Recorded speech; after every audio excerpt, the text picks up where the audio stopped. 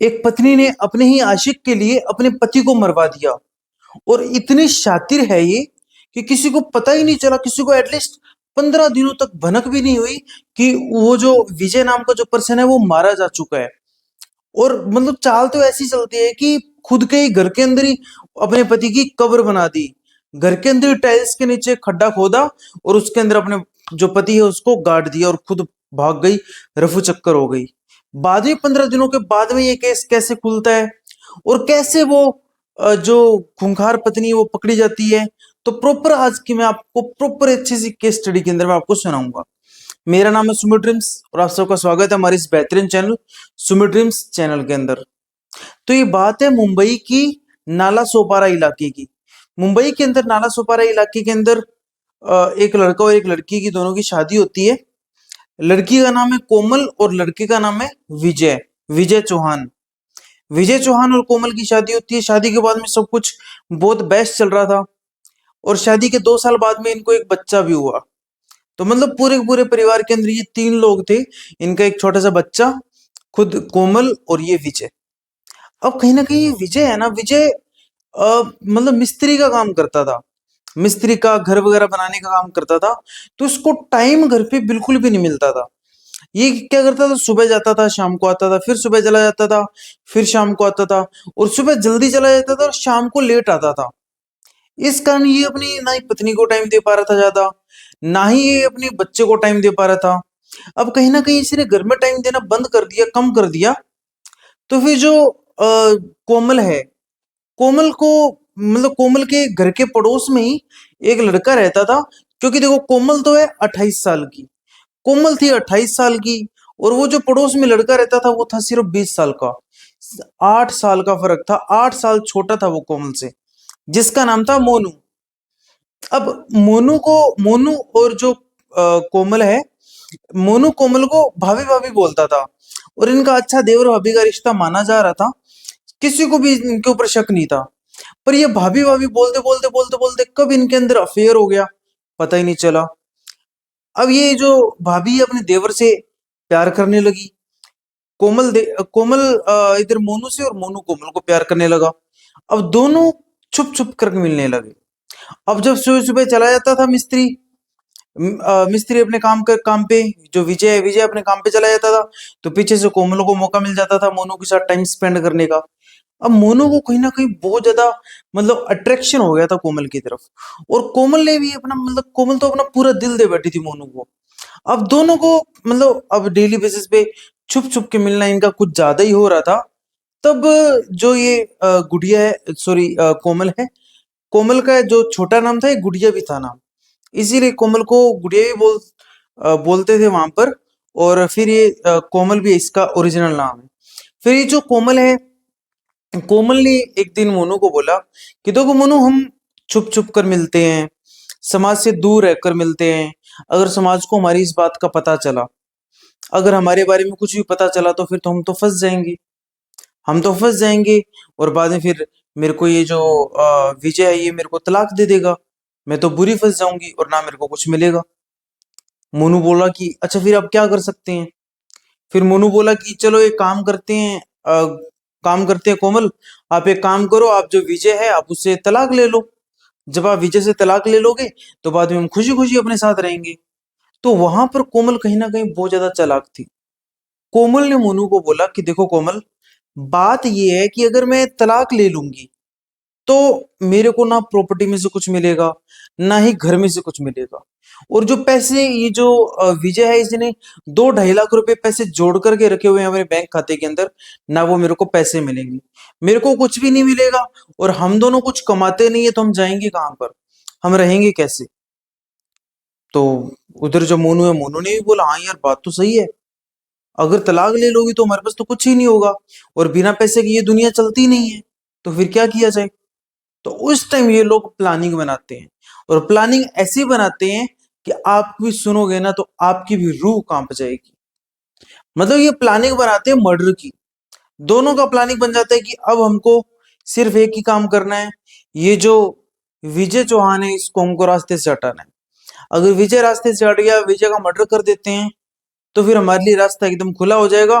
बाद में हम लोग शादी करवा लेंगे और पूरी की पूरी प्रॉपर्टी मेरी, घर मेरा, और जो विजय के बैंक में पैसे हैं वो भी मेरे। सारा कुछ मेरे पास आ जाएगा और हम फिर खुशी खुशी रह सकते हैं। अब दोनों ने बात डन कर ली। अब डन तो कर ली दोनों ने बात, अब कत्ल किया कैसे जाए। फिर जो कोमल है, कोमल बोलती है कि चलो कोई बात नहीं, एक दिन मैं आपको कॉल करूंगी मोनू, तो जब नाइट में सो रहा होगा ना विजय, तब मैं आपको बुला लूंगी, तब आप आ जाना। तो एक दिन नाइट के अंदर बहुत ज्यादा गहरी नींद के अंदर विजय सो रहा था। विजय सो रहा था, उधर जो कोमल है, कोमल भी सोने का बिल्कुल नाटक नाटक रचा रही थी। मतलब ऐसा हो रहा था कि सच में इसको नींद आ गई है। जो इनका बच्चा है कि वो भी सो रहा था, ये तीनों लोग सो रहे थे। जब बहुत ज्यादा रात हो जाती है तो वहां पर फिर कोमल उठती है। कोमल उठकर सीधा सबसे पहले मोनू को कॉल करती है। मोनू को बोलती है कि सब लोग सो गए हैं, तुम फटाफट से आ जाओ। बाद में खुद गेट खोलती है जाकर के, मोनू को अंदर लेकर के अंदर से गेट बंद कर लेती है। अंदर से गेट घर बंद करने के बाद में अब मोनू अंदर आ चुके हैं। अब दोनों लोग मिलकर के विजय चौहान का मर्डर कर देते हैं। अब विजय चौहान वहां पर मारा जाता है। अब विजय चौहान मारा गया। अब सबसे पहले इनको दिक्कत प्रॉब्लम से इस चीज की है कि विजय चौहान को मार तो दिया है, विजय चौहान मर गया है, पर इसकी बॉडी को ठिकाने कहां पर लगाएं। अगर बॉडी बाहर लेकर जाएंगे तो जगह जगह कैमरा लगी हुई है, फंस जाएंगे, पकड़े जाएंगे। और अगर कुछ भी अगर करते हैं, अगर घर के अंदर ही रखते हैं, बदबू आ जाएगी, 2 या 3 दिन बाद में वैसे हम पकड़े जाएंगे, तो क्या किया जाए। तब दोनों एक प्लान बनाते हैं कि हमको घर के अंदर ही गड्ढा खोद करके उस गड्ढे के अंदर ये जो विजय चौहान है इसकी लाश को दफनाना पड़ेगा। जब हम इसको यहाँ पर दफना देंगे तो फिर हम कुछ भी कर सकते हैं, फिर हम ना ही पकड़े जाएंगे। फिर जो ये सॉरी कोमल है, कोमल ने मोनू को बोला कि चलो ठीक है, ये तो सब तो कर देंगे, पर जब मेरे ससुराल वाले पूछेंगे कि विजय चौहान क्या कहाँ है, तब मैं क्या बोलूंगी। तब मोनू आइडिया देता है। मोनू ने बोला कि कुछ भी बता देना, जो बोल देना वो मेरे से लड़ाई करके बाहर चला गया, अब मेरे को पता नहीं कहाँ है। अब जो कोमल है वो बोलते चलो ठीक है, ये प्लान एकदम सही रहेगा, तो हम लोग ऐसे ही करेंगे। अब जब अब घर में खड्डा खोदना है, गड्ढा खोदना है, फिर बूरना है। अब पूरा का पूरा जो उनका अंदर से घर था, टाइल्स लगी हुई थी। पूरे घर के अंदर अच्छे से टाइल्स लगी हुई थी। अब उसी रात को एक तो इन्होंने मर्डर किया था, वैसे थके हुए थे, और मर्डर करने के बाद में ये टाइल्स उखाड़ते। फिर टाइल्स उखाड़ने के बाद में जो टाइल्स के नीचे का जो प्लस्तर होता है, जो ईंटें लगी होती है, वो ईंटें उखाड़नी, फिर गड्ढा खोदना, फिर उसके अंदर बूरना। तो इनको लगा कि इसमें तो बहुत ज्यादा टाइम हो जाएगा, टाइम लग जाएगा, और सुबह भी हो जाएगी, फिर हम पकड़े जाएंगे। तब इन्होंने सोचा कि इस काम को हम 1-2 दिनों के अंदर पूरा करेंगे। फिर मोनू को वहां से तुरंत ही रफू चक्कर किया। मोनू वहां से तुरंत वहां से चला गया। अब क्या होता है, अब अगला दिन आ जाता है। अगले दिन कोमल एक मिस्त्री को या फिर एक किसी भी एक मजदूर व्यक्ति को बुलाती है। 1200 रुपए देती है उसको। उसको बोलती है कि आपको आज आज के दिन में यहां से इतने इतने टाइम, मतलब ये जो हमारा रूम है, यहाँ से ये 6 फुट की लंबाई और 2 फुट की चौड़ाई के अंदर आपको यहाँ पर ये गड्ढा खोदना है। तो मजदूर बोलता चलो कोई दिक्कत नहीं है, 1200 रुपये मिल रहे हैं, कर देंगे। मजदूर कुछ भी नहीं करता। मजदूर अ, लगभग 4 फुट गहरा वहां पर गड्ढा खोद देता है। गड्ढा खोदने के बाद में, अब गड्ढा खोदने के बाद में मजदूर पैसे लेकर के चला गया। उसको कुछ लेना देना नहीं था कि ये लोग यहाँ पर क्या करेंगे। अब जब अगली रात आती है तो वापस से जो कोमल है वो मोनू को कॉल करती है। हालांकि अभी तक इन्होंने जो बॉडी है विजय की बॉडी को एक बोरे में लपेट करके दूसरे रूम में शिफ्ट कर दिया, दूसरे रूम में डाल दिया है। अब ये लोग क्या करते हैं, वहां पर विजय की बॉडी को अगले दिन रात को उठा करके डाल देते हैं गड्ढे के अंदर, और गड्ढे को अच्छे से पैक कर देते हैं। गड्ढे को अच्छे से जमा जमा कर उसके अंदर मिट्टी पैक कर देते हैं, और उसके बाद में फिर वापस से चला जाता है यहाँ से मोनू। अब मोनू चला गया। अब अगला दिन हो गया। अब अगले दिन जो ये कोमल है, कोमल क्या करती है, विजय के भाई को कॉल करती है। विजय भी मिस्त्री था, और जो विजय का भाई था अजय, वो भी मिस्त्री था। इसने अजय को कॉल किया और अपने ससुराल वाले सारों को रो रो कर बता रही है कि मैं तो बहुत ज्यादा मैं दुखी हूँ तुम्हारे भाई से, तुम्हारा भाई मेरे को रोज पीटता है, मारता है, और अभी लड़कर के पता नहीं कहाँ चला गया, मुझे तो पता ही नहीं, मुझे तो कुछ बताया नहीं, गुस्से गुस्से में कहीं निकल गया। तो अजय बोलता कोई बात नहीं भाभी, वो आ जाएंगे, भैया आ जाएंगे, आप बिल्कुल टेंशन ना लो। घर वाले भी, जो ससुराल के लोग भी हैं, सारे के सारे लोग मतलब अब सोच के देखो, ऐसा कोई बीवी ऐसा बोल रही है, तो फिर सब लोगों को उनको यही लगा कि यार बहुत ज्यादा दुखी है बेचारी। और हालांकि दुखी कहाँ की थी, उसको तो अपना इश्क रचाना था। वो डेली बेसिस पर रोज शारीरिक संबंध बनाती थी, गैर मतलब वो अपने पति की गैर मौजूदगी के अंदर शारीरिक संबंध बनाती थी मोनू के साथ। सोच के देखिए, अपने आशिक के साथ शारीरिक संबंध बनाती थी जब उसका पति घर से निकल जाता था। और अब तो पति को ही मार दिया, तो इतनी ज्यादा चालाक लड़की। पर कहते हैं ना, जो ज्यादा चालाक होता है और वो थोड़ा बहुत आंसू निकाल दे, तो फिर कहीं ना कहीं लोग उसी की तरफ चले जाते हैं। तो ऐसा सेम ही यहाँ पर कोमल के साथ हो रहा था। अब एक दिन चला गया, 2 दिन चला गया। अब क्या होता है ना कि इधर से जो कोमल है, कोमल वापस से कॉल करती है, वापस से कॉल करती है अजय को, जो विजय का भाई है। अजय को कॉल करती है, अजय को बोलती है कि अजय, हमारे यहाँ पर एक पाइप है, पानी की पाइप है, वो लीकेज हो रही है। और यहाँ से फिर मैंने अकेले नहीं तो वो सारी की सारी जो टाइल्स है वो मैंने उखाड़ दी। अब उन टाइल्स को वापस से लगाना है, काम सारा नक्की हो गया, आप आकर के टाइल्स लगा दो। क्योंकि जो अजय वो मिस्त्री का काम करता था। तो अजय ने बोला चलो कोई दिक्कत नहीं भाभी, मैं आ जाता हूँ। अब उसी दिन अजय वहां पर आया विजय के घर पे, और उसने वो टाइल्स लगाना शुरू कर दिया। हालांकि अभी तक अजय को ये मालूम नहीं है कि वो टाइल्स एक ऐसी जगह पे लगा रहा है जहां पर नीचे तो उसका भाई दफन है, नीचे जो विजय चौहान है वो दफन है, विजय चौहान की डेड बॉडी दफन है। और ये जो पास में खड़ी है, ये कोई मनुष्य थोड़ी है, ये तो डायन है, तुम्हारे ही भाई की कातिल है ये। पर अभी तक अजय को कुछ भी नहीं पता है। अजय तो एक मिस्त्री है, वो अपना धर्म निभाने आया है। अजय आया, उसने अच्छे से अपनी पूरी पूरी टाइल्स लगाई और चला गया वहां से।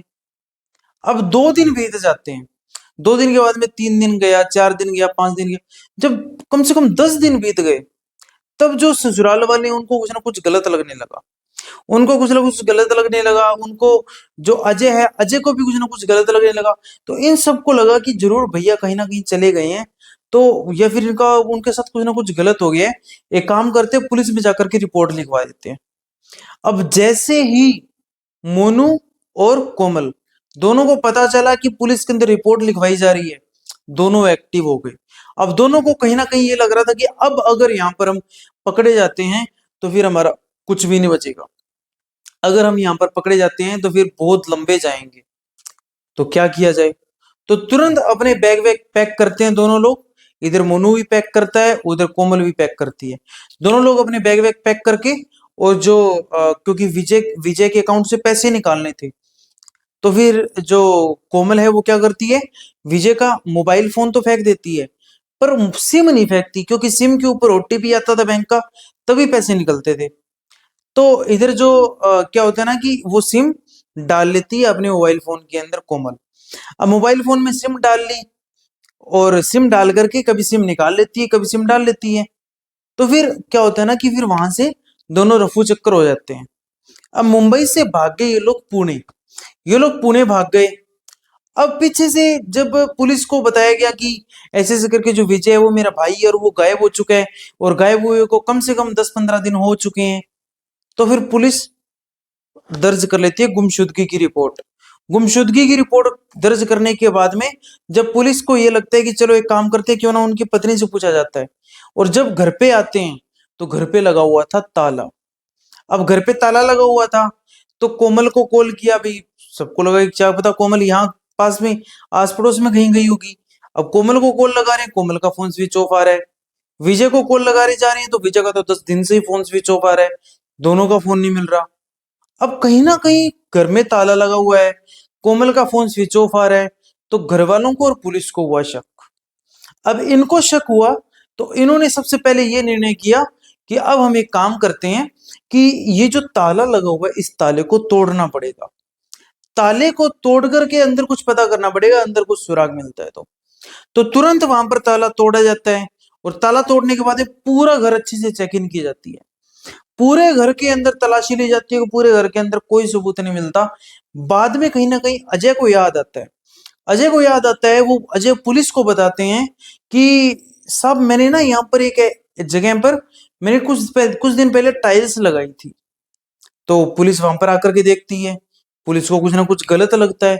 पुलिस को लगता है कि पूरे घर के अंदर एक ही कलर की टाइल्स लगी हुई है, एक ही रंग की टाइल्स लगी हुई है, पर ये जो 6 फुट लंबाई और 2 फुट चौड़ाई के अंदर यहाँ पर अलग प्रकार की टाइल्स क्यों हैं, इसकी खुदाई करके देखनी पड़ेगी। तो पुलिस तुरंत प्रभाव से क्या करती है, खुदाई करवाना शुरू करती है। अब वहां पर खुदाई करना शुरू किया गया। अब जब वहां पर खुदाई करना शुरू किया गया तो फिर 2 फुट की गहराई के अंदर एक बनियान निकलती है। अब 2 फुट की गहराई के अंदर जब बनियान निकलती है और थोड़ी बहुत अंदर से दुर्गंध आना शुरू हो जाती है। अब जब वहां पर एक बनियान आ गई, दुर्गंध आना शुरू हो गई, तब सब लोगों को कहीं ना कहीं डाउट होने लगा कि यहाँ से जरूर कुछ ना कुछ निकल सकता है। बाद में 2 फुट और खोदा गया। जब 4 फुट की गहराई के अंदर वो गड्ढा खोदा गया तो वहां से निकली एक लाश। उस लाश को जब निकाला गया और लाश की जब शिनाख्त हुई, तब घर वालों ने पहचान ली कि किसकी लाश है। अजय चौहान ने पहचान लिया कि हाँ, ये विजय चौहान यानी कि मेरे भाई की लाश है। अब घर वालों ने, घर के अंदर पूरा मातम छा चुका है, घर के अंदर हाहाकार मच चुका है। सारे के सारे लोग ये जो पत्नी है इसके ऊपर शक कर रहे हैं। सारा का सारा शक कोमल पे जा रहा है, क्योंकि कोमल अभी गायब है, इसीलिए पूरा का पूरा शक कोमल के ऊपर जा रहा है। अब पुलिस क्या करती है, सबसे पहले अब कोमल का ना तो मोबाइल फोन लग रहा है, ना विजय का मोबाइल फोन मिल रहा है, और अब क्या किया जाए, अब कैसे पकड़ा जाए कोमल को।